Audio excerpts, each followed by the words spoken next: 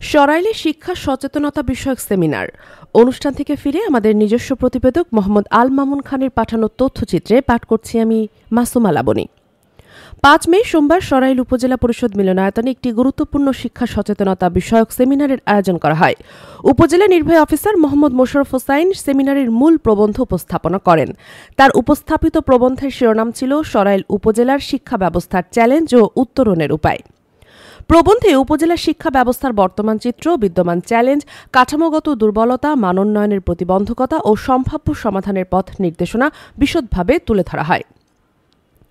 সেমিনারে সরাইল উপজেলার সকল কলেজের অধ্যক্ষবৃন্দ, মাধ্যমিক ও প্রাথমিক বিদ্যালয়ের প্রধান শিক্ষকবৃন্দ, বিভিন্ন মাদ্রাসার সুপারগণ, উপজেলার মাধ্যমিক শিক্ষা অফিসার, উপজেলা শিক্ষা অফিসার এবং উপজেলার বিভিন্ন দপ্তরের প্রধানগণ অংশগ্রহণ করেন।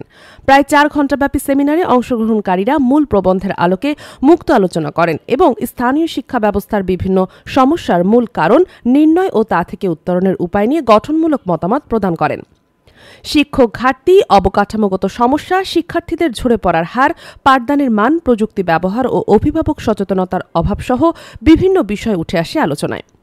শিক্ষা ব্যবস্থার সার্বিক উন্নয়নে আন্তরিকভাবে ও ঐক্যবদ্ধভাবে কাজ করার অঙ্গীকার ব্যক্ত করেন। সেমিনার শেষে উপজেলা নির্বাহী অফিসার মোহাম্মদ মোশাররফ হোসাইন বলেন, শিক্ষার মানোন্নয়ন একটি চলমান প্রক্রিয়া। আজকের আলোচনাগুলো আমাদের ভবিষ্যৎ কর্মপন্থা নির্ধারণে সহায়ক হবে এবং সকলে মিলে কাজ করলে সরাইল উপজেলার শিক্ষাক্ষেত্রে কাঙ্ক্ষিত পরিবর্তন নিশ্চিত করা সম্ভব। অভিযান 24.com, বিজয়নগর, ব্রাহ্মণবাড়িয়া।